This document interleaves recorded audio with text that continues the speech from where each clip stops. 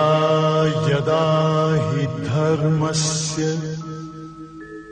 ग्लानिर्भवति भारत अभ्युत्थानम् अधर्मस्य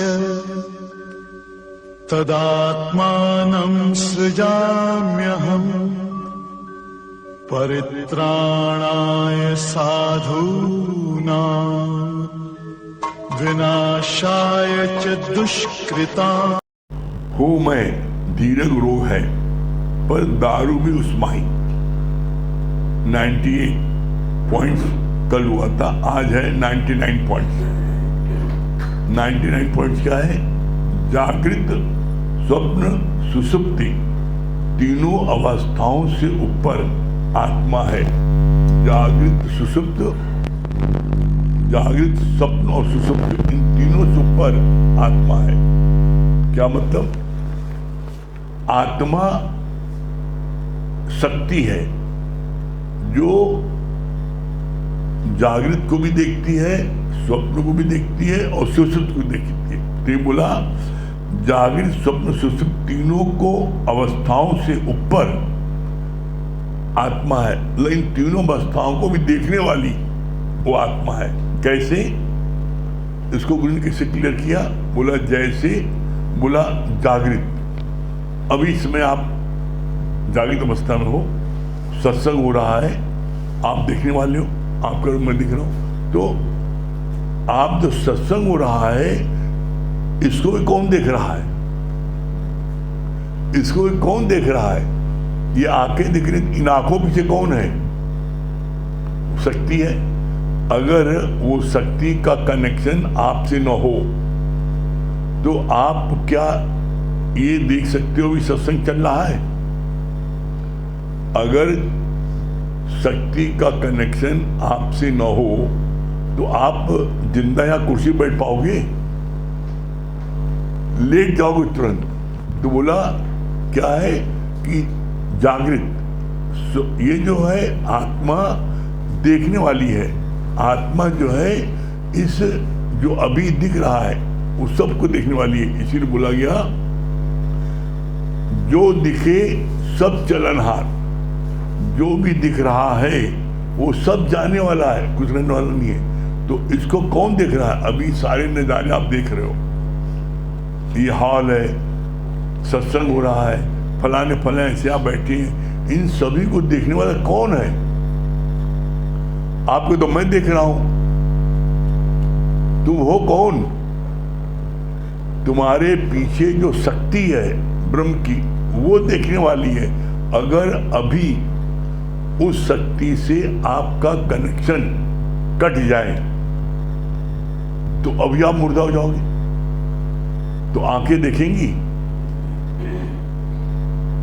अब देखो मैं एक बात क्या कि जब शक्ति से कनेक्शन हो गया तो मुर्दा देख नहीं रहा है, लेकिन मुर्दे में भी आत्मा है।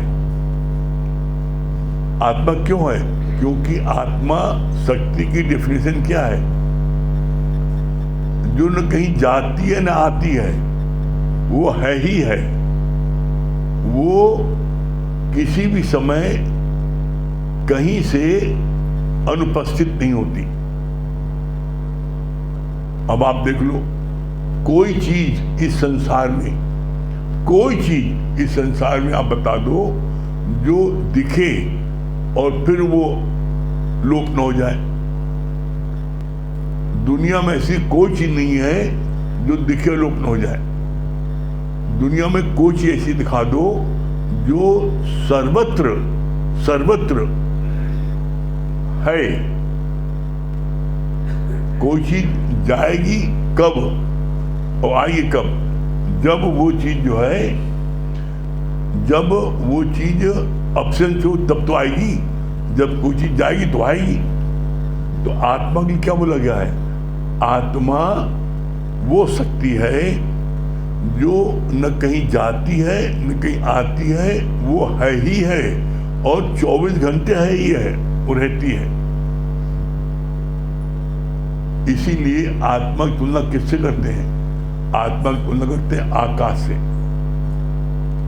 घट आकाश मठाकाश, महाकाश। महाआकाश सर्वत्र पूरे ब्रह्मांड में पहले से मौजूद है और अभी भी है और आगे भी रहेगा। आकाश क्या है, मठाकाश क्या है और महाकाश क्या है? आकाश, आकाश जो है ये है, इसके एक खाली जगह, ये डिबिया है, ये डिबिया के अंदर जो खाली जगह है इसके अंदर मिश्री है। अब ये जो खाली जगह है, ये जो जितनी, इसको बोलते हैं घटाकाश। ये हॉल जो है मठाकाश है, इस हॉल के अंदर डिबिया है ये। अब इस हॉल को तोड़ दिया जाए, पूरी बिल्डिंग तोड़ दी जाए तो महाकाश दिखाई पड़ेगा। आप इस हॉल के बाहर निकलो तो आपको महाकाश दिखाई पड़ता है। महाकाश सर्वत्र हमेशा विराजमान है। वो महाकाश न कहीं जाता है न कहीं आता है, वो रहता ही रहता है। इसी तरीके से आत्मा हमेशा रहती ही रहती है। आत्मा न कहीं जाती है न कहीं आती है। इसलिए बोला मुर्दे में भी आत्मा है। मुर्दे में क्यों? हस्ती भांति प्रिय, नाम रूप, हस्ती भांति प्रिय, 3 ब्रह्म रूप है। नाम रूप नाश है और ब्रह्म का प्रकाश है। तो हस्ती भांति प्रिय, ये 3 चीजें जिसमें रहे वो आत्मा है। 3 चीज क्या है? हस्ती, हस्ती मन होता है, ये दिव्या है। भासी, ये भास रही, दिखाई पड़ रही है। और प्रिय भी है, इसमें मिश्री रखी है, प्रिय है, भगवान है, इसीलिए इसको भगवान है। इसीलिए कहा जाता है everything is God, everywhere God, nothing but God. परमात्मा के अलावा कुछ इस पूरे ब्रह्मांड में है ही नहीं ना।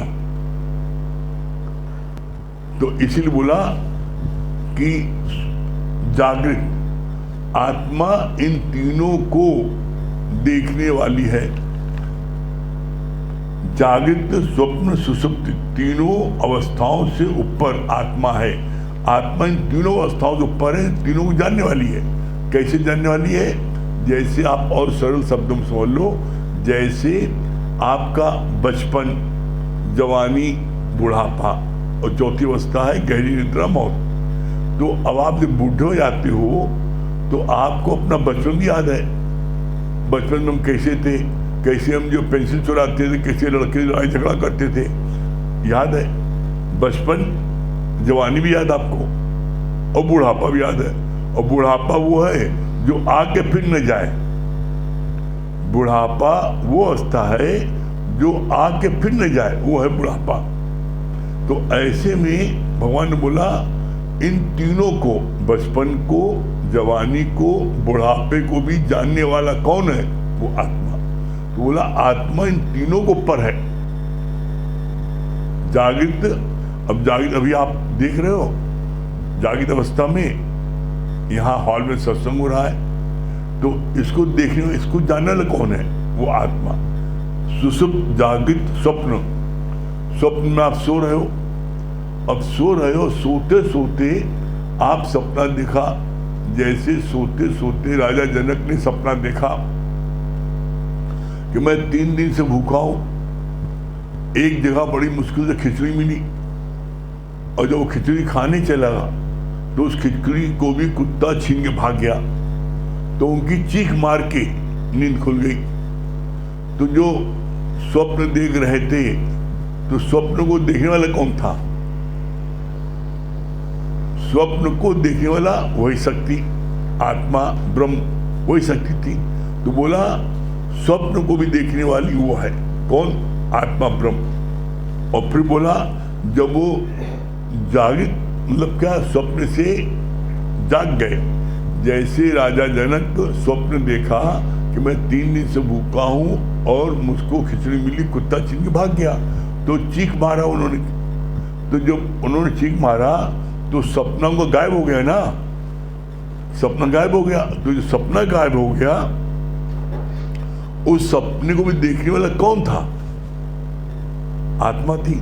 तो बोला वो आत्मा जो है, जो जगने पर वो आत्मा जो है उसको दिखने वाली है, जिसको जो सोते समय जब जग गए तो सपना गायब हो गया, लेकिन जो जागृत अवस्था में है जो शक्ति, वो उसको भूला नहीं। जैसे सपना देख रहे थे तो सपना देखना खत्म हो गया ना, जग गए, लेकिन वो जाननहार न बदला है। सपना बदल गया, टूट गया। अब उतनी दूर तक देखा कि कुत्ता खिचड़ी छीन के भाग गया, और कुत्ते ने खिचड़ी खाया, गिरा दिया, क्या उसके आगे भूल गए जैसे सपना खत्म हुआ। लेकिन इन तीनों अवस्थाओं को देखने वाला कौन है? वो आत्मा, वो शक्ति। फिर बोला सुसुप्त। सुसुप्त होने का होता है न जागृत में न सोने में, अधनिद्रा। आप देखो कभी कभी आप बिस्तर में लेटे रहते हो तो आपको अनिद्रा रहती है, आपने जगने में सोने में नींद भी नहीं आ रही है। जैसे अगर कोई भी चीज, कोई खटपट हो रही है तो आपको सुनाई पड़ रहा है खटपट हो रही है, लेकिन आप खटपट में ही नहीं सुन पा रहे कौन खटपट कर रहा है। खटपट हो रही है अनिद्रा में। जो वाक्य हो रहा है वो पूरा पूरा वाक्य आप नहीं देख पा रहे हो, आधा देख रहे हो।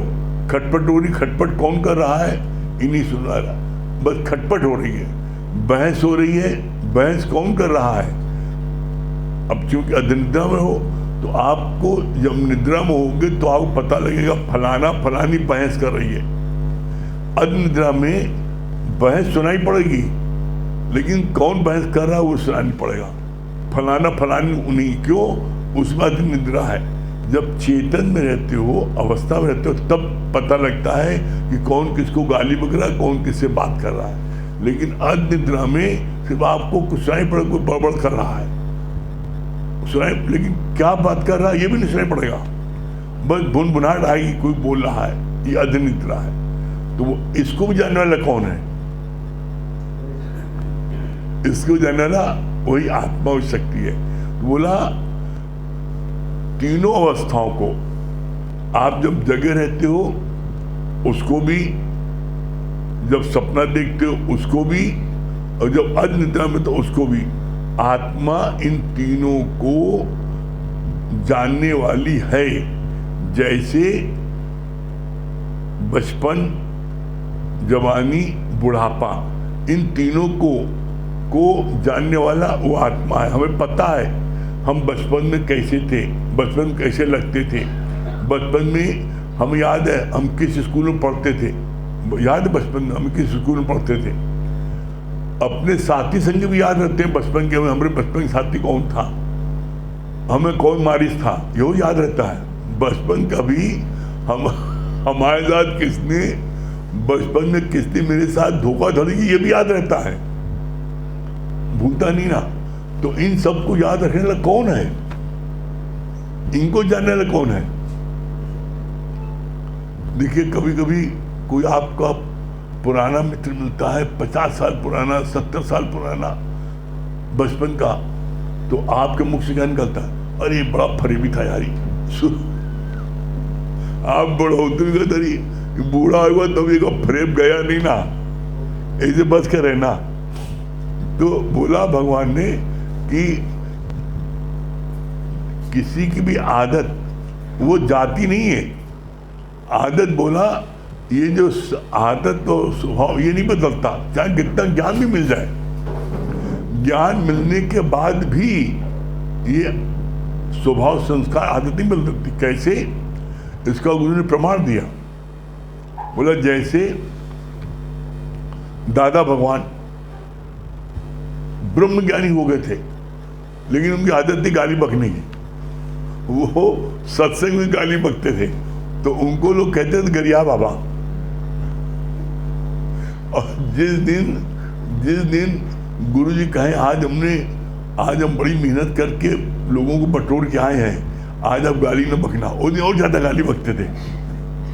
तो उनसे पूछा क्या गाली क्यों बकते थे? कहे जिनको तुम लेके आए हो इनको सुनने वाले नहीं, भाग जाएंगे पता में, तो इनके साथ मेहनत क्यों करें हम?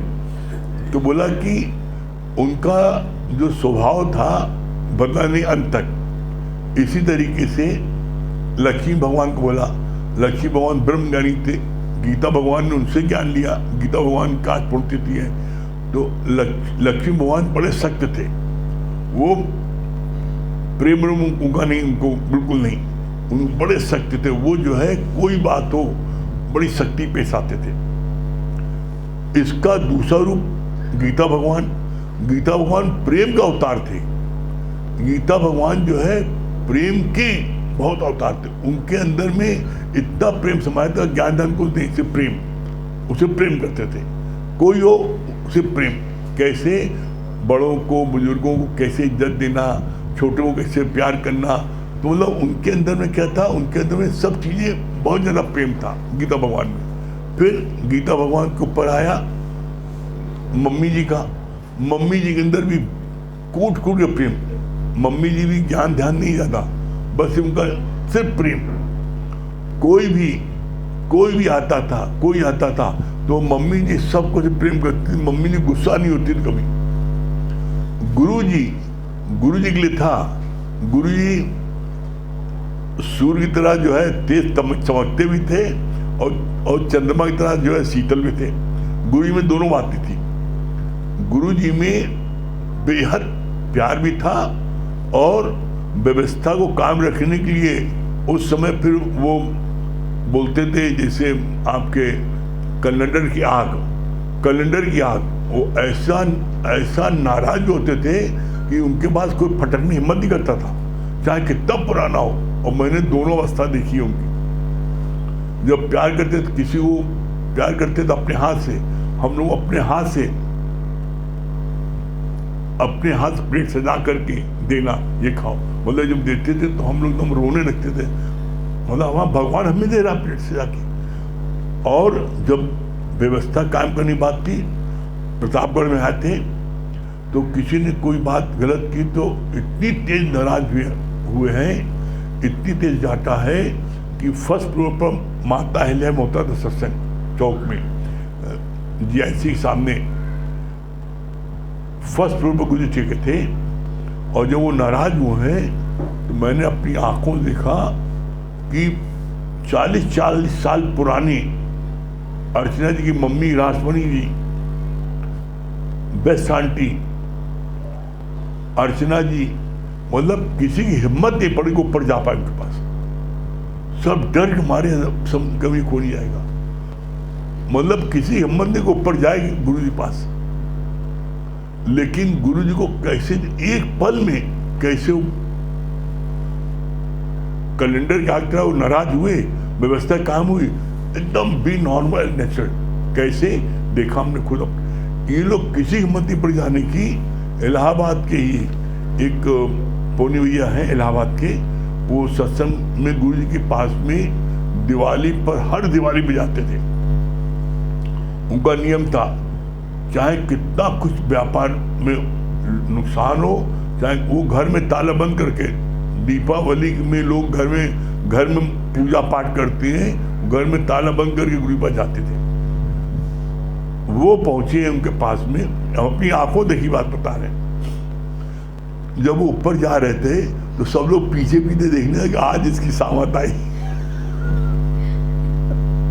मतलब इतना सब लोग, इतनी पुरानी 40 साल पुरानी रासमणी दीदी, बेस्ट आंटी अर्चना जी, मतलब सब लोग हम देख रहे थे, सब लोग चुपचाप पीछे देख रहे थे, आज इसकी सामत आई।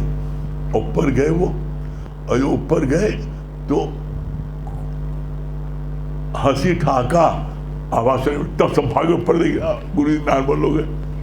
मतलब उनसे इतने प्यार से बातचीत किया 1 मिनट में। तो गुरु जी कैलेंडर की आग की तरह उनको गुस्सा भी दिखाते थे, और एक बच्चों को जो सत्संग में जिनका डिवोशन था उसको ऐसा प्यार करते थे, अपने पुत्र से ज्यादा ऐसा प्यार करते थे। तो सत्संग में बोला, आने के बाद आदत तो स्वभाव ये जल्दी को नहीं बदलता है। जिसका स्वभाव कंजूसी का होता है, चाहे कितना ज्ञान में जाए तब भी कंजूसी में, कोई कहीं खर्चा होगा ना तो ताकता रहेगा कौन कोई दे तब दे, हम अपना नहीं निकालेगा। तो बोला कि गुरुजी ने कहा कि ये स्वभाव संस्कार जो है वो शुरू से पड़े होते हैं, ये हेरिडिटी होती है ये चीज। तो ऐसे में बोला ज्ञान से मतलब नहीं है। ज्ञान का मतलब क्या है कि आप अपने को ब्रह्म जानो, अपने को भगवान जानो, अपने को वो शक्ति जानो। जब शक्ति जानोगे तो वो शक्ति आपके अंदर से प्रकट हो सकती है। सूना सकना कोई नहीं, हर के अंदर लाल, और मूर्ख गण खोले नहीं, कर्मी भय कंगाल। कोई सूना सकना नहीं, हर एक के अंदर लाल, मन वो परमात्मा हर एक के अंदर विराजमान है। वो परमात्मा आप प्रकट कर सकते हो। कैसे? जैसे दूध की हर बूंद में मक्खन है। अब दूध में से मक्खन प्रकट करने का एक प्रोसेस है कि दूध को उबालो, ठंडा करो, जामुन डालो, रात भर रखो, सुबह दही जमे, मथानी चलाओ, मक्खन निकल आएगा। इसी तरीके से भगवान भी प्रकट करने का दो तरीका है। मक्खन निकालने का एक तरीका है, कोई दूसरा तरीका नहीं ना। दही जमाकर मथानी चलाओ तभी मक्खन निकलेगा, एक ही उपाय है। लेकिन भगवान प्रकट करने का गुरुजी ने बोला दो तरीका है। कैसे दो तरीका है? बोला पहला तरीका श्रवण मनन निध्यासन। गुरु के वचनों को मन मना भाव करके सुनो। तेल धारा व्रत, जैसे एक शीशी से दूसरी शीशी में तेल डालते हैं तो तेल कहीं छिन्न भिन्न हो, बिल्कुल एक रस रहता है। जब पूर्ण एकाग्रता होती है हमारे बॉडी की और दृष्टि, तब तेल जाता है उसमें। बोला इसी तरीके से जब हमारा पूर्ण एकाग्रता होती है सत्संग में, तो गुरु के वचन हमारे अंदर जाते हैं। तो श्रवण, पहले श्रवण करो मन मन भाव करके, तेल धारा पर। फिर दूसरा क्या है? श्रवण मनन। तो मनन करो कि हमने आज सत्संग में क्या क्या सुना, और फिर इसके बाद में अपने अंदर गहराई में जाओ कि जो जो मैंने सुना क्या इसके अनुसार मेरा जीवन है, इसके अनुसार मैं जीवन बिताता हूं। जो जो चीजें हमने सुनी है ये 100% मेरे जीवन में अप्लाई है, और अगर अप्लाई नहीं है तो उसको अप्लाई करने की कोशिश करो। कोशिश करोगे तो क्या बोला? करत करत अभ्यास के जड़ मत तो सुजान। आप कोशिश करते रहो, एक दिन आपको उसमें सफलता मिल जाएगी। फिर तीसरा क्या बोला? श्रवण मनन निध्यासन। तो जो ब्रह्म की स्थिति है वो आपकी ऑटोमेटिक उस दिन हो जाएगी जिस दिन आप गुरु के वचन 100% अपने जीवन में उतार लोगे, सुनोगे नहीं, अप्लाई कर लोगे। कौन से वचन? पांचों विकार, काम क्रोध लोभ मोह अहंकार, ये पांचों विकार आपके शरीर से निकल जाए। पांचों विषय शब्द स्पर्श रूप रस गंध, ये पांचों विषय आपके अंदर निकल जाए, कुछ न रहे। फिर बोला ईर्षा द्वेष जलन सड़न कुड़न नफरत। जो ईर्षा होती है, कोई हमसे आगे बढ़ गया तो उससे ईर्षा होने लगती है, जलन होने लगती है, ये सारी चीजें समाप्त हो जाए। जिस दिन ये पांचों विकार, पांचों विषय और जलन सड़न समाप्त हो जाएगी, उसी पल आपके अंदर से भगवान प्रकट हो जाएगा। कैसे? गुरु जी ने इसको और सरल शब्द बताया, जैसे बीज धरती में आप डालते हैं, जैसे ही बीज अपनी हस्ती को गुम करता है, मिट जाता है, उसी क्षण उस स्थान पर पोपल निकल आती है, छोटा सा पौधा निकलता है, और फिर वही पौधा बड़ा होते होते एक दिन वृक्ष बन जाता है, फल फूल मिलता है, सबको उससे आनंद मिलता है। तो इसी तरीके से आपके अंदर से भी भगवान प्रकट हो जाएगा। कब? जब ये टोटल समाप्त होगा सारी चीजें। इसीलिए बोला गया, और ये हर कोई अपने अंदर से उस शक्ति को प्रकट कर सकता है। लेकिन कैसे? मत कोई भूले भरम संसार, गुरु बिन कोई ना उतरे भव पार। गुरु की मदद से हम इन सारी चीजों को समाप्त कर सकते हैं। करके देखो, निश्चित आपके अंदर से वो परमात्मा प्रकट हो के रहेगा। कभी भी हारना नहीं, कभी भी निराश नहीं होना।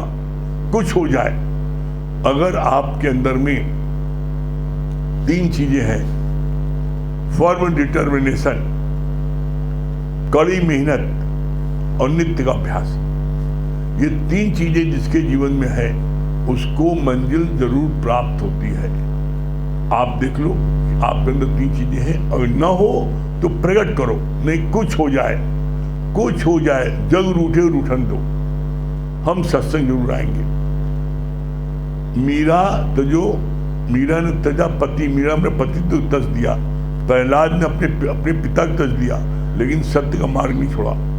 जिसने भी आज प्रहलाद का नाम है, आज मीरा का नाम है, मीरा के पति को जानता है,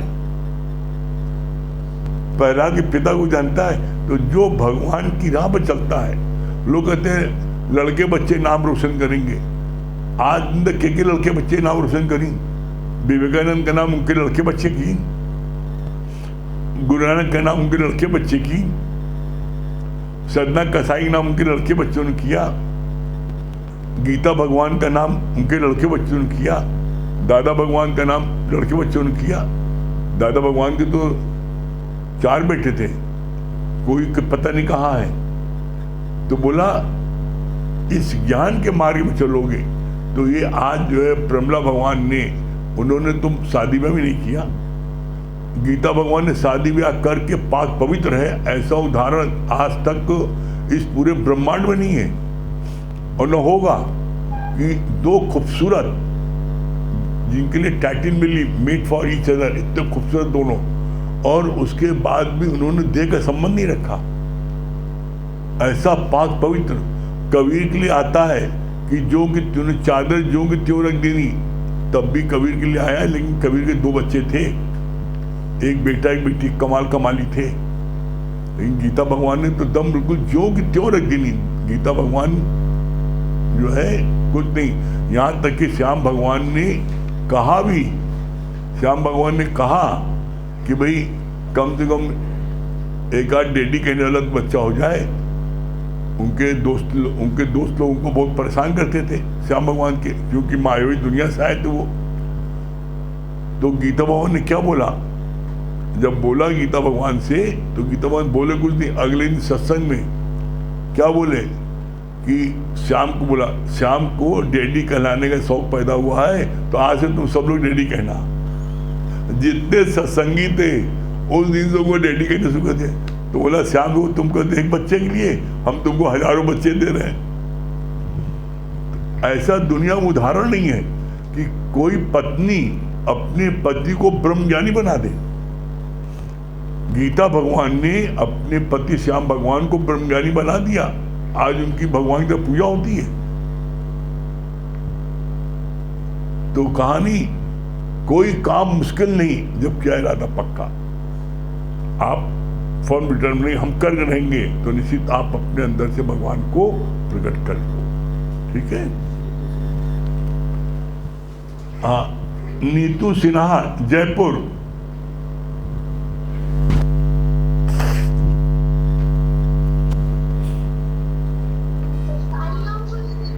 हरिओम। क्या बोली नीतू जी?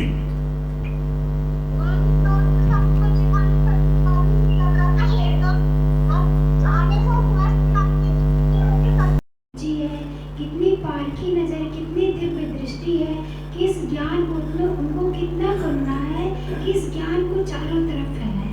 बाकी गुरु जी आगे सभी भक्तों को हरिओम राम राम।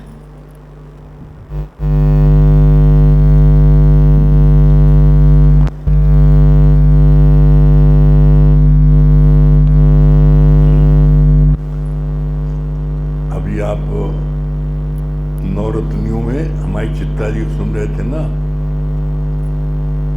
हम सब बड़े भाग्यशाली हैं जो हम लोगों को नित्य ये ब्रह्म ज्ञान मिल रहा है। आज गीता भगवान की पुण्यतिथि है। गीता भगवान हमारे दादा भगवान जिन्होंने ज्ञान को शुरू किया, दुनियावी दृष्टि से तो उनकी पुत्री थी, लेकिन हम सबके लिए भगवान थी। और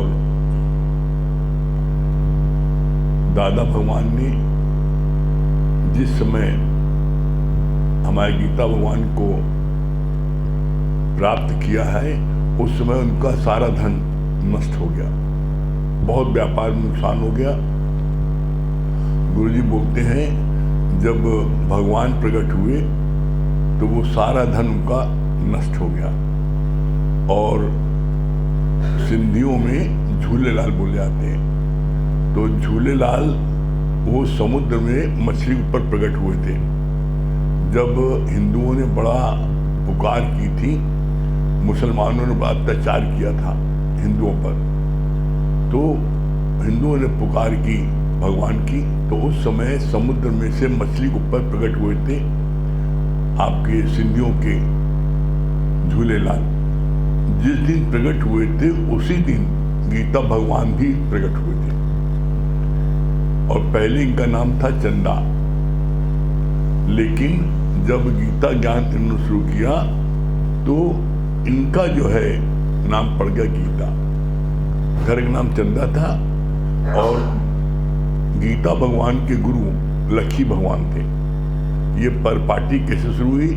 दादा भगवान ने ज्ञान सिर्फ 6 महीने अपने गुरु सुना था, और फिर 16 साल सारे पुस्तकों का अध्ययन करने के बाद ये जो आजकल पॉइंट्स पढ़े जा रहे हैं 147 पॉइंट, ये दादा भगवान ने इसको 16 साल तक सारे पुस्तकों का अध्ययन करने के बाद तब निकाला ये निचोड़।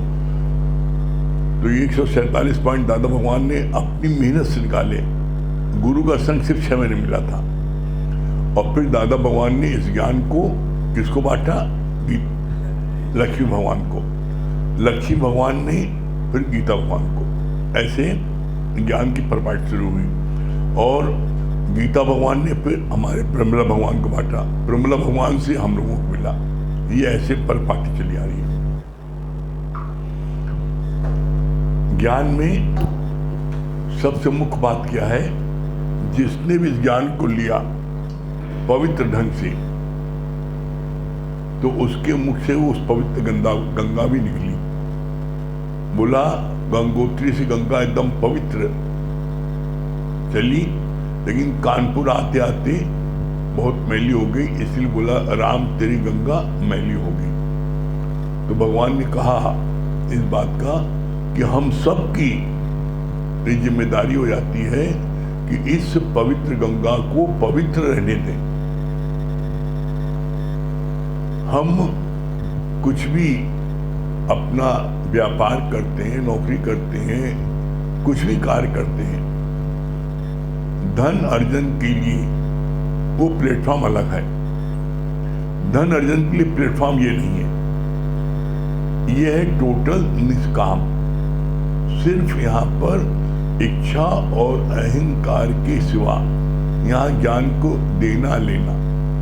जो ऐसे करता है तो वो पवित्र है, और जो इसके माध्यम से, भगवान के माध्यम से अगर धन कमाता है, तो गुरु जी ने बोला वो वैश्या से बदतर है। क्यों? क्योंकि वैश्या अपने तन को बेचकर धन कमाती है, लेकिन अगर कोई इस ज्ञान को भगवान को बेच करके धन कमाए तो वो वैसा से बदतर है, गुरु जी बोला। इसलिए कभी भी इस ज्ञान को माध्यम नहीं बनाना है धन कमाने का, इसको पाक पवित्र। इसीलिए बोला गुरु जी ने, इस ज्ञान में न कुछ लेना और न देना मगन रहना। इस ज्ञान की खूबी क्या है? इस ज्ञान की खूबी ही है कि जैसे परमात्मा जीवित रहने के लिए 3 चीजें आपको कंपल्सरी होना। 3 चीजें। कौन 3 चीजें? हवा, सूर्य का प्रकाश और जल। ये तीनों चीजें भगवान आपको फ्री देता है। हवा फ्री मिल रही है, ऑक्सीजन, सूर्य का प्रकाश फ्री मिल रहा है, जल आपको फ्री मिल रहा है। इसी तरीके से गुरु जी ने बोला जहां ज्ञान फ्री मिले समझ लेना भगवान का ज्ञान है, भगवान की चीजें, लेकिन कभी इसको देने वाले कभी इससे जो है किसी प्रकार का इसको व्यापार न बनाए। ये चीज गुरु जी ने बड़ी हिदायत दी। क्यों? बोला अगर तुमने ज्ञान को परमात्मा को बेच करके तुमने अगर धन कमाया तो तुम्हारे मन में कभी भी आनंद और शांति प्राप्त नहीं हो सकती है। आनंद और शांति प्राप्त होने का मतलब क्या है? टोटल निष्काम। जब आप ऐसे करोगे तो आप हमेशा हर समय प्रफुल्लित रहोगे। और इसके मतलब नहीं है कि आप ज्ञान को सच्चाई से बांटोगे, ज्ञान को पवित्र रखोगे तो आपके पास किसी बात कमी होगी नहीं। पांचे लागा हर फिरे कहत कबीर कबीर, भगवान के पीछे लक्ष्मी पीछे पीछे फिरती है, संत उनको स्वीकार नहीं करते। लक्ष्मी की चोटी एकदम पीछे गायब है और माथा एकदम घिसा हुआ है। पूछा लक्ष्मी तुम्हारा बुरा हाल कैसे है? कहा मैंने संतों के आगे अपना माथा रगड़ती हूं कि हमको स्वीकार कर लो, तो संत हमको स्वीकार नहीं करते और दुनिया वाले मेरी चोटी पकड़ घसीटते हैं कि मेरे बाल सब खींच लिए, खत्म कर दिए खींच के, और मैं माथा रगड़ करके संतों आगे हार गई, संतों ने स्वीकार नहीं किया। कैसे? इसका प्रमाण बताया। क्या प्रमाण बताया? कबीर के पास लक्ष्मी पहुंच गई तो कबीर ने क्या बोला कि यहां से तुरंत चली जाओ, यानी कुछ तो ठहरने को। तो बोला लोई था कबीर की पत्नी के नाम, लोई जो लाओ डंडा मैं इसे करूँ चंगा, नहीं भाग रहे अभी इसको नाक कान इसके काट के भगाऊं उसको, तो तुरंत भागी लक्ष्मी। तो बोला लक्ष्मी को संत लोग स्वीकार नहीं करते। और कभी भी आप देख लो कोई सच्चा संत कुछ भी संकल्प कर लेता है, लाखों का कोई कार्यक्रम हो संकल्प कर लेता है, उसका सहज में अपने आप हो जाता है, उसको करना नहीं पड़ता। पीछे लोग पड़े रहते हैं। और कैसे हो जाता है? बोला ज्ञानी का कोई कार्य रुकता नहीं और अज्ञानी जो है वो पीछे पीछे भागता है लक्ष्मी के, और लक्ष्मी उससे भागती है। तो कभी भी लक्ष्मी पीछे नहीं भागो। तुम ज्ञान के पीछे भागोगे तो लक्ष्मी तुम्हारे पीछे भागेंगी। क्यों? सूर्य की तरफ अगर आपका मुख होगा तो परछाई आपके पीछे हो जाएगी, परछाई में लक्ष्मी पीछे हो जाएगी। और सूर्य जब आप पीठ कर लो तो परछाई आपके आगे हो जाती है, मतलब माया आपके आगे हो जाती है। और उस माया को आप कितना भी पकड़ने की कोशिश करो, पकड़ नहीं पाओगे। जैसे आप आगे दौड़ोगे माया उतनी तेज आगे दौड़ेगी। और जब आप सूर्य की तरफ आपका मुख हो जाएगा तो माया आपके पीछे हो जाएगी, और आप कितना ही भागो माया आपका पीछा नहीं छोड़ेगी। ठीक है, हम लोगों का दादा भगवान के पॉइंट चल रहे हैं। कल